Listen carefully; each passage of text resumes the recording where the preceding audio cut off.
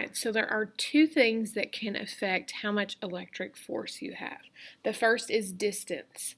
So the closer two objects are together, the more force they're going to have.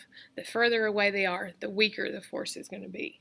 So we've used the example before about walking across a carpeted floor, and sometimes you go to touch an object and you'll feel static shock. So let's use that example again. If you build up electrons on the bottom of your feet as you're walking across a carpeted floor and you go to touch a doorknob, if you are closer to the doorknob, you're going to feel a stronger shock. If you're further away, it's going to be much weaker. Now, the second thing that can affect it is the amount of electric charge that is built up in the object.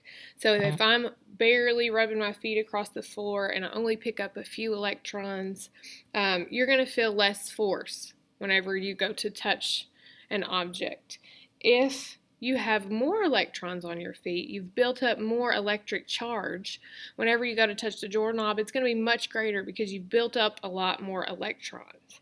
So, two things that can affect electric force: distance. The closer the two objects are together, the stronger the force is going to be, and then also the amount of electric charge that has been built up.